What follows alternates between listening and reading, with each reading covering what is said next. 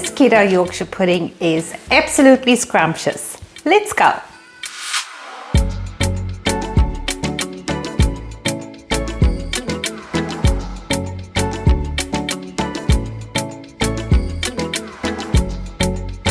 Yorkshire pudding is like a puffy sweetbread. It's crispy on top and soft and fluffy in the middle. In my opinion, it tastes better than bread. No wonder it has its own national day in the UK and the United States. It's normally part of a savory dish served with a roast, vegetables and a beautiful gravy. They're actually very similar to popovers, and we will be releasing a tutorial for that very soon. Hi, I'm Mel and welcome to my channel. If you are new here, please do take a look around at our other recipes, and if you love what you see, subscribe and hit the notification bell so you know when I post a new recipe. Now this recipe is by Queen Keto and it is extremely popular. I did make a few alterations though. I lowered the carb count by making sure all the ingredients were keto approved. And instead of making a muffin size, we are using a bundt pan. I'm also going to be showing you how to make that beautiful stew that you see poured on top. Let's get into the recipe now. Break 3 eggs into a bowl, add a pinch of salt, grab a concrete mixer and give that a blast until your eggs are nice and fluffy. Set that aside, grab another bowl and add 30 grams of arrowroot flour and 20 grams of almond flour and sift that through just to get rid of any lumps. And it should look nice and smooth like this. Give that a quick stir just to combine those ingredients properly. And now we're going to mix the dry ingredients into the wet. A little bit of dry ingredients and give it a mix and just repeat until all the dry ingredients are mixed into the wet. Now, I was going to do this entire commentary in a Yorkshire accent, but I didn't think anybody would be able to understand me.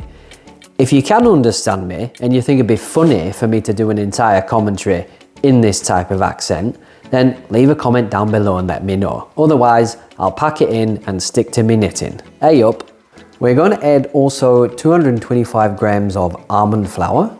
And the same way that we did with the dry ingredients, add a little bit of almond milk and stir until that is all combined.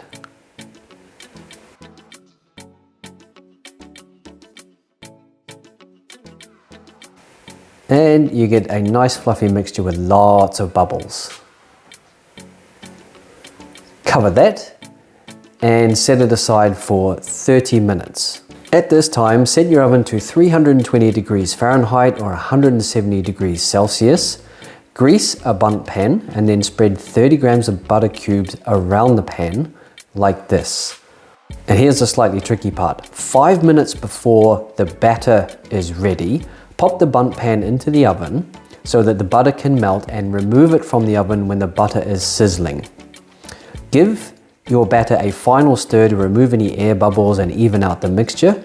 Then add it to the bundt pan and bake this for 30 minutes.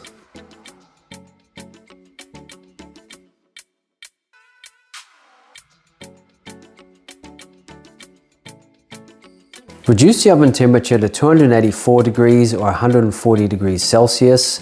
Put a wooden spoon in the door just to help the oven cool down quicker and bake for a further 15 minutes. Then turn the oven off altogether, open the door and let the Yorkshire pudding completely cool. Now, to a pan, add 20 grams of olive oil, 300 grams of beef cubes, or cubed beef, and let that brown. Then add 30 grams each of finely chopped onion and celery, and 100 grams of mushrooms cut into quarters, and half a can of crushed tomatoes. Add a little bit of salt and pepper, a teaspoon of garlic powder, and give that a whacking great stir just to make sure that all those ingredients are mixed together well.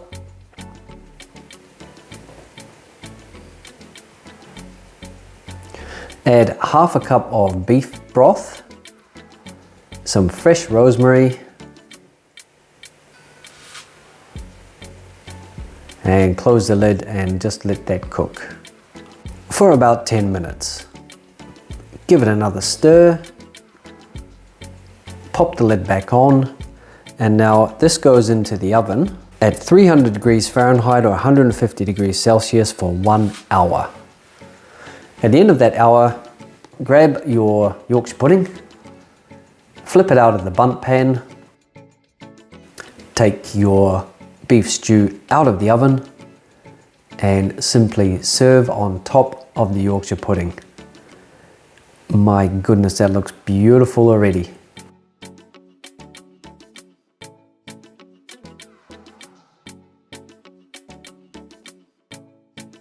Top it off with some fresh rosemary and using any leftover beef stew.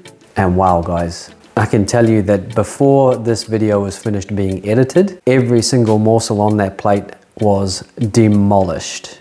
Wow, I hope you get to make this beautiful Yorkshire pudding in a bundt pan with this gorgeous stew on top. And if you do get to try it, please let me know what you think. Thank you so much for watching. Stay safe and be well.